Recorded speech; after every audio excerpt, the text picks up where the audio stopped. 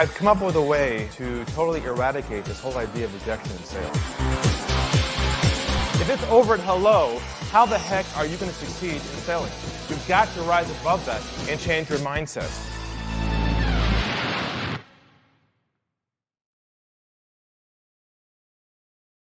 Hello, everybody, and welcome to Stump the Guru, Stump the Guru Show. My name is Ari Galper, and I hope you're doing well. If you're new to the show, welcome. As you probably know, I specialize in trust-based selling for the last couple of decades, been focusing in this special space, and we have a deep understanding on how to build trust with people, not to do typical sales processes that we're used to move beyond the know, like, and trust model, and even at the point where you can make the sale in one call, now called the one call sale, using our doctor-patient model. And so there's a lot behind all this, and if you know us and know our work well, you know that we're continuing to optimize and build our body of work around this concept. And just to let you all know, my latest book called Trust in a Split Second is now available only at our website, unlockthegame.com. We can grab a copy there, and also along with that comes a consultation. So there's a free book opportunity there. It's not digital. It's mailed in the mail. We pay for the stamps, put in the envelope, mail it to you like a real book, and you have a chance to have a consultation with us to help diagnose what your issues are and see if you want help with that or not. But that book will really rock your world. It goes deep into the idea of not chasing people, how to build trust with folks in a short amount of time, how to stop fact finding and instead ask trust building questions, which most people do by accident or from old conditioning, how to stop doing discovery meetings, instead do trust meetings. And so it flips the whole model on its head. So if you don't have that book yet, grab a copy, Trust in a Split Second. It's at our homepage, unlockthegame.com. You can't miss it.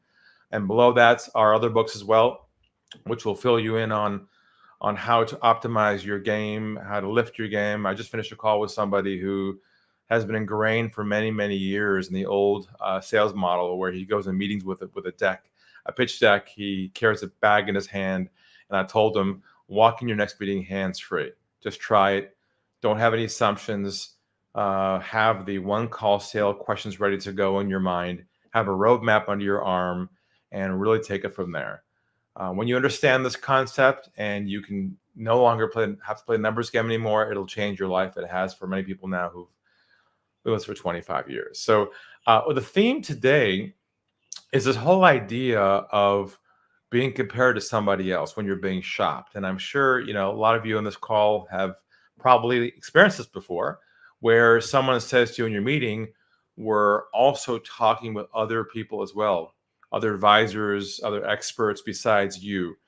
That comes from the fact that we're now in a commoditized age where you no longer are your services unique. Others offer the same as you. And people are now shopping online. They're searching. They feel like they're in control, like they're in a shopping mall looking for a new product to buy. And so it always becomes an awkward moment when they say to you, I'm looking at a couple other advisors besides you. Usually we get a bit defeated. We say, okay, no problem. Let me know what you think afterwards. We kind of let things go. But I'm going to suggest to you something different. And I'm going to give you some language right now. It's very penetrating, very bold, but really is not aggressive. Doesn't make anyone feel uncomfortable. But it gets to the truth of their criteria of who they're going to choose. So here's what I might suggest. When someone says to you, we're looking at a few of the people beside yourself, you can say, no problem. That makes sense. I'd encourage you to do that. That's a great idea. That diffuses the moment. Then you say this, I'm just curious. What is the most important criteria that you believe is critical for you in deciding on who best to work with? What's the one thing you're going to use to make that decision? And just sit back for a moment, put your fingers over your mouth so you don't keep talking, and listen. It's probably the first time anybody has ever challenged them with that question. And it forces them to think about what is the most important criteria they're going to choose with someone. Now, in most cases, if they're the ideal client for you, they're going to say, someone we can trust. And then you can say, that sounds good. Is there anything in the back of your mind that you're not comfortable with or have questions about? that would allow you to feel more comfortable about what we talked about today? What might be missing in the back of your mind? So this gives you a chance to really challenge your thinking and have the buyer, for the first time, make it a priority to decide what will be the one thing they're going to use to decide who to hire. And that re-engages the dialogue again and gives you a chance to really build that trust again. So use that nugget. And there's a whole bunch more of these this languaging tied to scenarios in my Trust in a Split Second book, which you get now at unlockthegame.com. So we're going to open the show and see who we have back there who may have a question for me. And we'll start with whoever's there. Steve, let us know who we have today. All righty. Oh, let me make this a little bigger for us. Here we go. Happy February, everybody. Valentine's Day and all these good things that are happening right now. So I'm going to bring on my Valentine for this year, Sam. So Sam, if you could let everybody know a little bit about yourself and your business and your question for Ari, please. Yeah, thanks, Steve. Thanks, Ari. I'm in the business coaching space, so I help a lot of clients remove the roadblocks that hold them back from advancing their business. One of the questions I wanted to ask you, Ari, was around the traditional lead generation of leads coming from a website. One of my clients has sort of experienced this. So I know that you've been a big advocate of having pre-positioned before the sales call with setting some kind of trust asset or some kind of material so that they get a sense of who you are. And when they come to that call, this call is not about me, it's about the client. So by virtue of that trust asset, that's already taken care of. Here's the challenge. Someone goes to a website, they might look at it just briefly, they get a bit of a gist of what the company's about, they fill in the opt-in form and they schedule a consultation. And the consultation will be around, whatever, see if they're a fit or whatever, whatever the enticer is on the webpage. Now, when people start that conversation, I know that my instructions normally start with make it all about them, take a step back, bring it to their world. How do you deal with the fact that these people that come on the call don't really know much or anything about the supplier, and their natural tendency is to want to interject and say, well, tell me what you guys do. I saw you on the website. Can you tell me a bit about what you do? Now, I know that as soon as I would fall into that trap, or my client would fall into that trap, then all of a sudden they're on the back foot. So has that sort of given you some perspective as to what I'm sort of the situation? And yes, it's the moment that happens a lot with experts and advisors who meet with someone for the first time and don't have a structure or framework for how to keep the ball in their court. Yeah. So in that scenario, when someone says to you, who's not well prepared in advance, and says to you, what do you guys do? What can you do for me? How are you different? All those crazy questions. What you do is you let them know specifically, not a sales pitch on your company or your services, but you basically summarize in a quick sentence, what is the one or two core problems that you help people solve? So if they say, so what do you guys do? What you'd say is, well, we specifically help people solve these two issues, issue 1 and issue 2. It's holding them back from success. If it's okay with you, may I ask you a few questions about yourself to understand more context to your situation and what you're trying to work on? And then we can take it from there. Would that be okay with you, Mary? Yeah, great, Harry. So now you see what I just did there? Yeah. You're giving them something, so you're not shutting down the question totally and letting them feel that they're not heard. So you are giving them something, which is essentially the problem you solve, and then you're gently putting it back to them to open up and then start the conversation like that. Right, because see, that question to you is a prompting you to start selling. Yep. Start doing a sales pitch.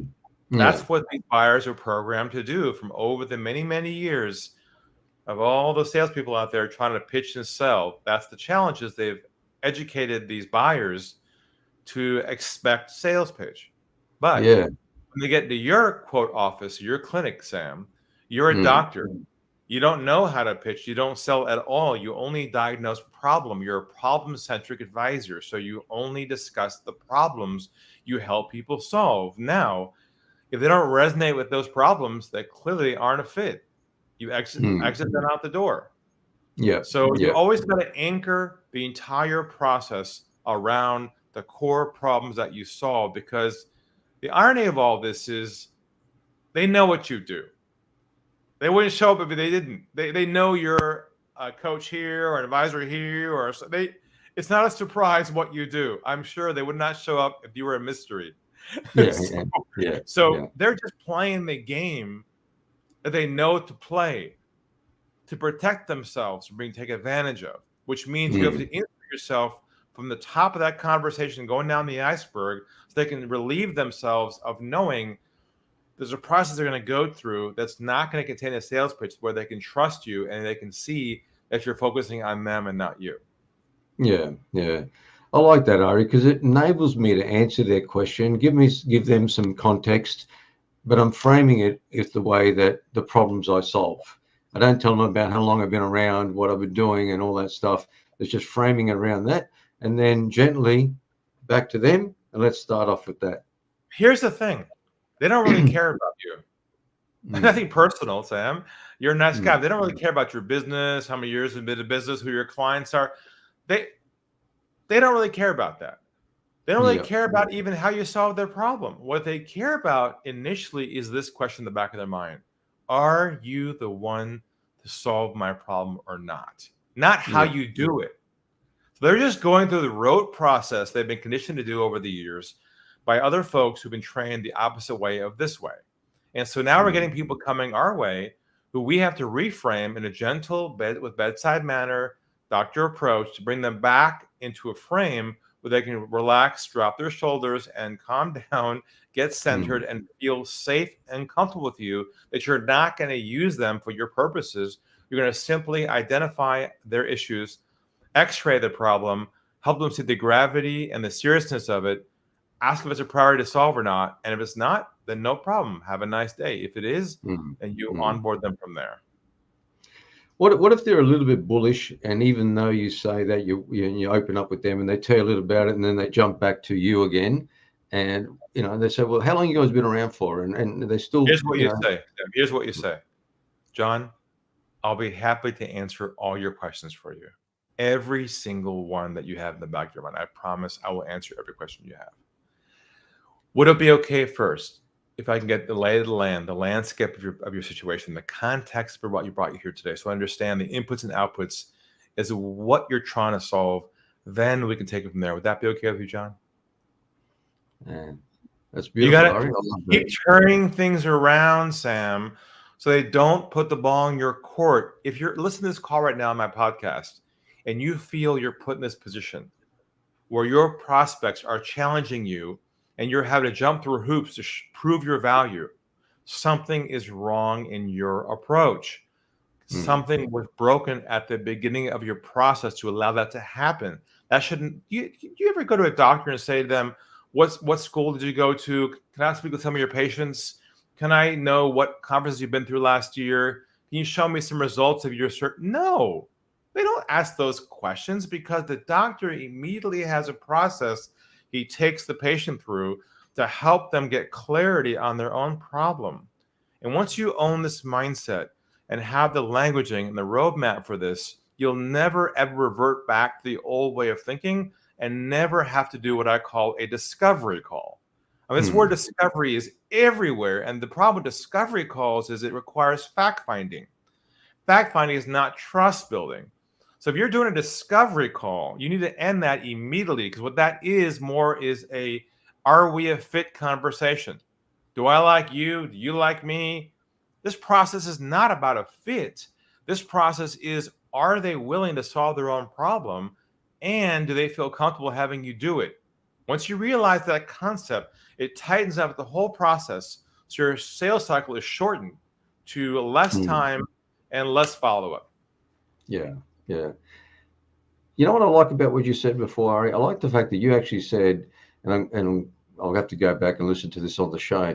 You actually said, I'm happy to answer all your questions for you, right? No problem at all. You sort of put me at ease by saying, look, we'll take care of all that at the right time.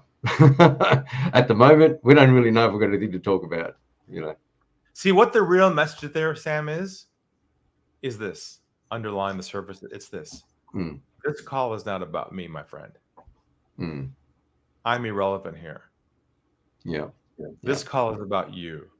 And I have no idea if I can help you, but I have to go take you through a diagnosis process here, an x-ray, to really see if you have a problem that I think I can solve for you. And I won't not assume that unless I really understand you first. Yeah. That's the flip. That's gold, Larry. That's gold. Can I ask one other thing on that same That's same fine. vein? Sure. So Yeah. what happens if you're having that conversation and the person admits the problem, says, yep, and even says to you, yeah, it's a priority, but they still want to go down the path of something, a related problem that's really, in fact, what they're doing is that I don't really like this problem. I'm saying to you that I want to solve it, but deep down, I don't really want to change. So let's talk about something else, and maybe you might be able to help me with that something else. But in your mind, that something else is irrelevant until you fix the first one. Well, I give them a chance first to say their truth and hear them out. That way you've got problem A expressed and problem B expressed. So they feel heard by you. Once they feel heard by you, then you can let them know what you believe the right sequence is to do in terms of which problem to solve first. I get this all the time. I get people who say to me, Ari, we need help with getting more ideal clients to our calendar. We need more inbound leads to our business. And what I discover is that they already have leads coming into the business. They're just not converting many of them. They're losing them in the conversion process. And I say to them, look, before we can solve problem A, we have to solve problem B. We got to solve the conversion problem first. Otherwise, it makes no sense to pour more money and volume into your lead funnel if you got a hole at the bottom of your bucket. So I know it's sexier and more exciting to get more leads, but I will not ethically teach you how to do that with more leads until you first fix your conversion problem, because otherwise your hole in the bucket gets bigger and does not solve your problem. Yeah. That's not what they wanted to hear, I promise you. Nobody wants to hear that, but when they hear it that way, they always say, that makes sense. Yeah. Perfect. And I guess if they resist that, then they're not really a fit for you anyway. If they're not going to do what the doctor says, there are other patients in the waiting room waiting to see the doctor. Okay. Yeah. That's so true. I love the way you said, I think it was on one of the other sessions or somewhere, you said if the patient's resisting, then something's not right. They're not a fit, or you didn't do the process right. So that's been great. Look, let me say one last thing. Yeah. This whole idea of fit or not fit has been sold and been around for a long time. And a lot of professional advisors and experts in the world still think their initial meetings is about a fit. The doctor doesn't say to you, let's see if we're a fit today. Okay? You got to throw out the fit concept. It's over. It is dead, because the fit forces you, the model, to get to know them better and them get to know you better, which is not the goal. The goal is to get to know their problems, not to get to know them, and for them not to get to know you premature to the diagnostic process. So if you're being taught right now, or you grew up in the model of fit, no fit on the discovery concept, you are shooting yourself in your own foot. Yeah. That's awesome, Murray. Thank you very much. That's helped a lot. Really appreciate it. Thank you. Good to see you again. And take care. See you next time. Okay. All right. Well, here we are, the Stump The Guru show. Oh, gosh, we're almost out of time here. So is there anyone left? Steve, are we good to go for today? No, it looks like we're pretty good to go. That was an awesome 2,342-part question you guys had. it covered such a wide gamut. I think that we're in pretty solid shape. All right. We'll leave it at that then. So thanks for joining us today. If you're on the podcast, we're here every month. Review the previous recordings. If you don't have my book yet, Trust in a Split Second, just go right to our site, unlockthegame.com. It is not available on Amazon anywhere else other than through our own website. So grab a copy there and schedule a time with us to have a chat, and we'll go from there. Have a great day. Talk soon. I've come up with a way to totally eradicate this whole idea of rejection in sales. If it's over at hello, how the heck are you going to succeed in selling? You've got to rise above that and change your mindset.